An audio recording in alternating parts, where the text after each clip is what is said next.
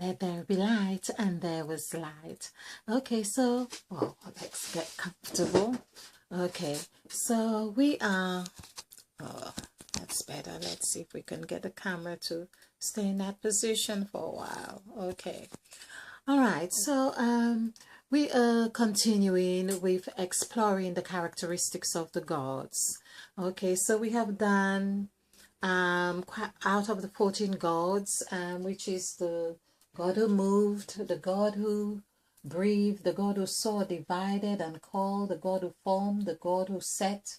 And now we want to do the God who planted. I have been looking forward to doing the God who planted, simply because I believe that we are planting new seeds.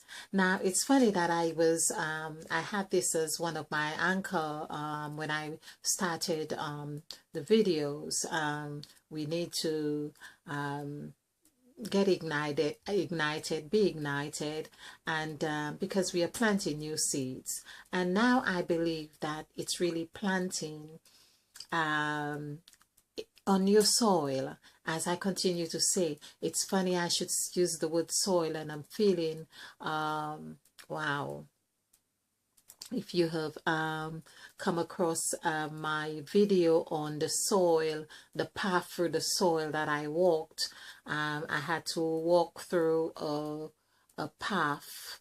It was dug and it was about 2 meters in height, and I had to walk through this soil, which was dark soil. It was moist, but I went through it anyway. So it seemed like it feels like a metaphor of it's a transition. It's not just a metaphor, because that kind of vision seemed very real, because I was making decisions that it seemed like I would do in the waking. I was conscious of the decisions that I ought to make. It's like saying, I really want to get over my fear, so I won't be allowing fear to hold me back from not walking through that tunnel-like path.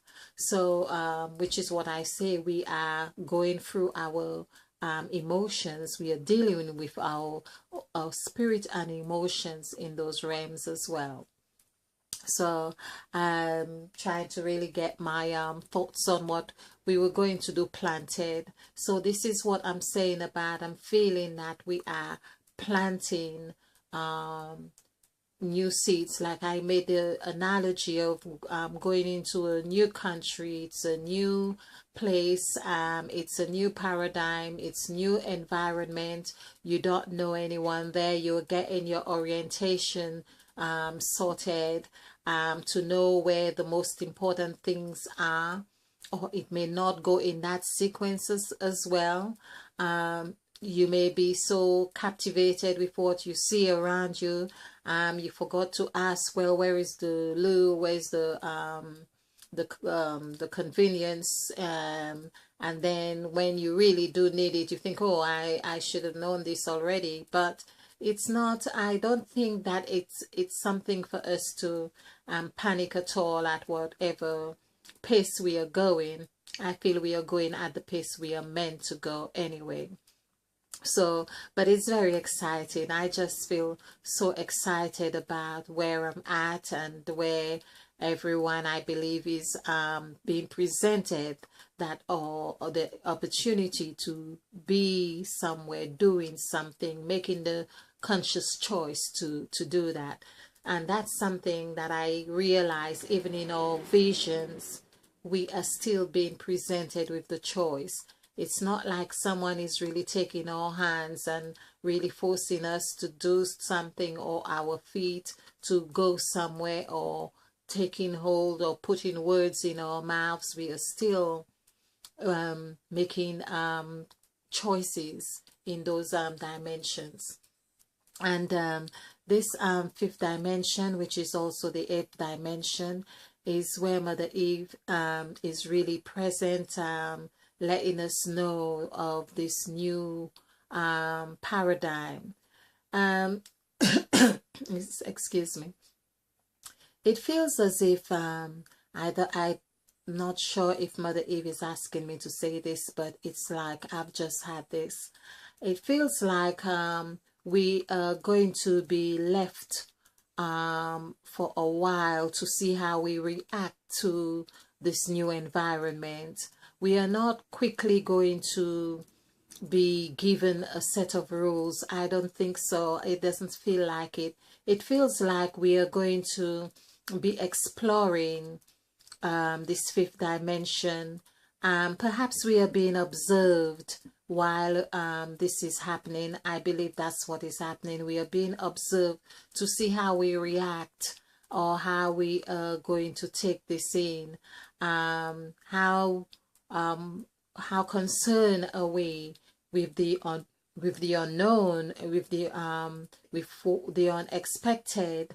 Are we going to panic, or are we going to hold back, or are we going to run around like we were children in a playground? So, and if we do run around like children in a playground, are we going to have any reservations, or are we going to just go full blast? So those are questions I feel that subconsciously that we are being presented with, and we are observed on those aspects. So I think for me is that I am so excited. I'm probably one of those that would probably have a little, well, a little bruise or something. Perhaps I don't think anything drastic, but something that will get me to think. You know, like when you walk and you just bump your toe or something like that, and just to slow me down, and to take a slower pace, or at a pace that I can be conscious of my surroundings, conscious of what I'm saying, doing, thinking, being, not that I'm feeling judged at all, but it's just for my own observation, or my own assimilation, how I assimilate with that environment. I think that's what it's all about. Okay, so let's talk about the God who planted. So the God who planted seemed like the God who set somehow. Okay, let's just, it looks like I have used a permanent marker on one side of this board I have. Okay, so the God who planted, let's deal with the God who planted. Okay, so PL, oh, it's with the red pen, so we are giving it all this energy. Okay, so it's 7315254. Let's add this up. So this is 9, this and 7 is 16. 16 plus 4 is 20, and 7 is 27. 2 plus 7 is 9. So basically, planted has the whole 1 to 9 in it. It has the whole spectrum of sacrifice in it. So when you plant, you've got to nurture. It's really the whole thing, like I'm saying, multiply. So you have to plant to multiply. Replenish. You have to plant to replenish. Subdue. There will be a stage of subdue, because the plant doesn't bear fruit all at one time. There's a process where it seems like it's subdue in replenishing. Be fruitful, of course. You have to plant to be fruitful and have dominion. Of course, once you plant, the tree that you have planted in itself has taken its root, and it has dominated that area of the soil, which is a representation of whoever is planting.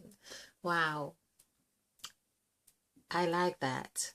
So I'm going to, so wherever you plant, the plant is taking root in that soil, and it is going to grow, it is going to dominate the area that which it's in which it's planted. In which it's planted, it's going to dominate, and that dominion which the plant is taking is a representation of whoever is planting or whoever has planted. Wow. Okay, so the first thing that came to me in the word planted, I really notice, is the word ant. So on the island of St. Lucia, I used to do, I love the soil, so I would plant stuff, and I would be planting things. I like that. And there was one time when, well, I think very few times I would be in the soil without being bitten by ants.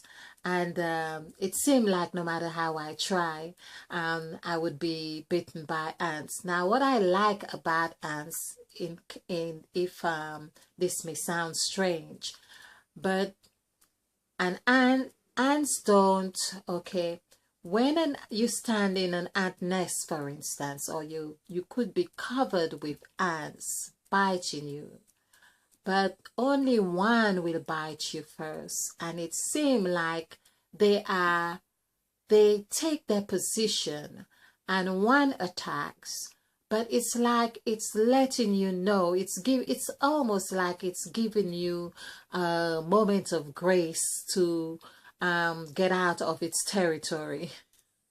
And I think that's a great intelligence there. So it's like saying wherever you plant, for instance, it's as if it's as if you have a moment of grace to think of where you're planting. That's why you have a moment of grace to see where you have placed your foot. You know, you don't just plant. It's given you a moment to take this in. So of course, so there's the word ant. Now there's always the word, also the word plant, of course. There's another word that is so important, and I think I am appreciating this the function of this word more and more, because there is an aspect of, we say going with the flow, or we say a day at a time. But remember that even in the scriptures, Mother Eve gave the days for signs and the years for seasons. So it means that in that sense, a day at a time does not necessarily mean a day as we know it.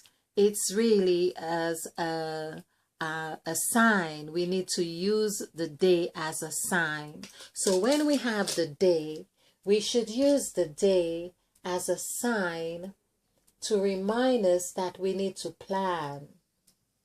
Like it is said, plan to, try to remember how, if you fail to plan, you will plan to fail. So by all means, you are dealing with plan. Now, we are dealing with plant because that is part of our makeup. The God who planted is part of who we are. So we cannot avoid the word plan. It is that we need to be mindful of using our resources. So now I'm going to call on the God who planted to help me out with my plans and be so I can make them succinct, in a way that I can follow the plan, so in a way that I can execute the plan, in a way that it can be fruitful, it can replenish, it can subdue, it can multiply and have dominion. So this is really crucial. This is really crucial. Okay, so let me just put these words there. Okay, so we have plan, P-L-A-N, and we have we had, first of all, ant, A-N-T. We have tan. Of course, this is another thing that's very crucial, because I'm told the darker the soil, for instance, the richer it is for planting. Very good, just like I saw in my vision. Now this is making more sense. It's telling me that my action for going through that soil was that I planted. It is a form of planting. I planted my audacious spirit, or I planted my my trust. I planted trust. I planted faith. I planted intuition. I planted certainty, and even in the uncertainty. So if you watch my I'm trying to remember what it's called, but it's about going through the fire 7 times. So yes, I went through the fire 7 times, and there's another part, the second part to it, which is called a different title. That would be about my vision or something. Okay, but I can put those in other presentations in the description section, that you can find it as well if you want to have a look. So we have ant, and we have plan, and we have plant. Of course, you need to have the plant, what it is you are planting, what sort of trees, what sort of fruits. Are they going to be fruit-bearing trees, that which have its seed in it? Because that's another thing Mother Eve was specific about, that the plants that have their seed in it, meaning that we need to be mindful of planting trees, or planting seeds that can replenish and be fruitful. Okay.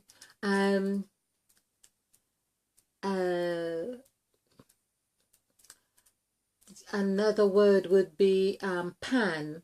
Of course, you'll need a pan to cook whatever it is you're planting.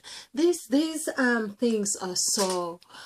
What I get with breaking down the characteristics of the gods is really so descriptive in all the elements of everything that we may need. So the God who planted, that is saying you need a plant, and for you to plant, you know you're going to deal with ants. So it's already telling you to be mindful of ants, or be prepared, and you will be fruitful. With that, you will need a pan to cook.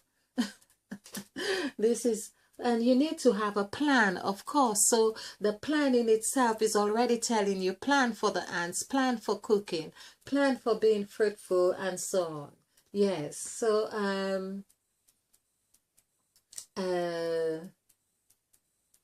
and there's a word NEAD, well, no, tan. We have tan, or we've done tan. We have land. That's crucial here. If you do not have the land, you can't plant, and this is what we are talking about. So there's the land. So when God gives the land, or we are meant to, and we are told to plant, we need to have the land. Of course, in the land has also and. So basically that it's not just land. The land has something else, or you need something else with it, but it's already here, and it's telling you something. It's getting us to think. Yes. And it also has, I was going to say, lentil, like a, am I saying this correct? Lentil or lant, okay. I have lant here, but it's not, okay. Let's just, Okay, we have lane, Lane. So we have lanes. Like I was saying, I was in this narrow path, and it was like a lane in the soil. So there we are. I had not envisioned that I would be revisiting these dreams, visions through this. So more and more, it's like Mother Eve had given me clear um a very clear indication of what is expected of me. So there is a and that's how through those visions now I am getting I am orienting I am getting my awareness in the fifth dimension. Yes, it's a sort of orientation. That's what I want to say. Okay. So to teal, Teal. I'm sure this is a word. Yes, teal. Not quite. Is that it's different, like till in the ground, but it's still it's pronounced very much the same. Perhaps it's the same as well, but because I believe the words usually have are very much the same. Maybe in context, they are used differently. Okay. Need to knead or to knead flour, you would it's a KNEAD, I believe that is, but of course okay, it has a very, there's a word NA, oh, I was going to say nail, but it's not. It's called pale, Pale. What would a pale have to do with this? Or pale as in color, is that the same? Or pale as in a pot, a bucket? I think that's the pale. Okay. Or we have ale, ALE. Okay. And we have pale. Pal, we have PAL, like a mate, which you do need in the garden, which was how Mother Eve and Father Adam was. Okay. And so we have those words here: plant, ant, tan, pan, land, teal, lane, pale, ale, and oh, we have pal, and so that means we have lap. Okay, how many laps we are doing as well. So we have lap. Okay, all right. And we have tap, TAP, TAP. These are all the characteristics and functions of the God who planted. So when we go through this, and you know, if you want to plant, if you want land, if you it's about teal and lane and pale and ants and tan and all of those things, is to do, you are dealing with the God who planted. That's what it's about. That's what it's about. So basically we have gone through this cycle of the fifth and eighth dimension. It's really a new cycle in a way that, as I saw in my vision of the crimson light, it's like cycles on top of cycles, or circles on top of circles. It's like I'm throwing a pebble in a pond and throwing them over and over, and you could see them rippling out. And that's what it's about. So it's the same movement, but there are circles on top of circles. And so we are moving into, we are in these dimensions, and but operating at a higher or more fine-tuned level of knowledge, of action, which means there is more responsibility on our part. And what I believe is we are being called to do here now is to specialize in these different areas of Godship. I put it this way, of Godship.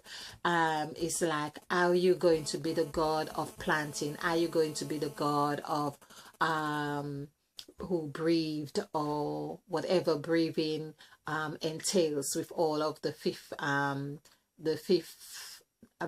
dimension. Um, Whether it's for speaking, healing, or are you going to be the God who causing someone else to um, understand where they're at, or their state of being, or whatever it is.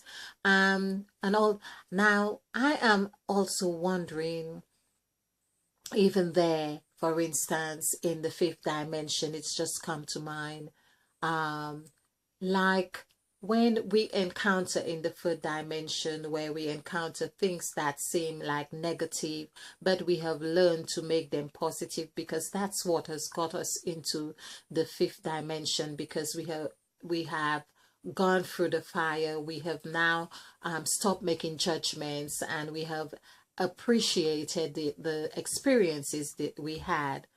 Are we going to go through a similar thing at a higher level in the fifth dimension?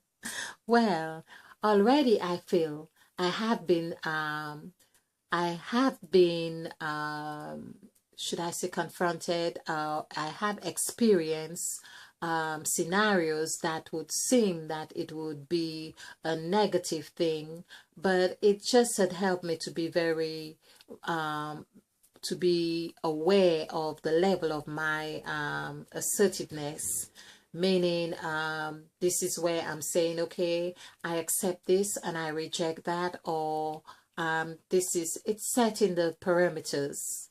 I am like taking charge of setting the parameters. So I don't know what else is going to be, but I am trusting this exciting journey, and I hope you are too. So thank you for watching. If you like this presentation on the God who planted, of course, do plant by sharing and giving us a like. Okay, all right, and spill over with love.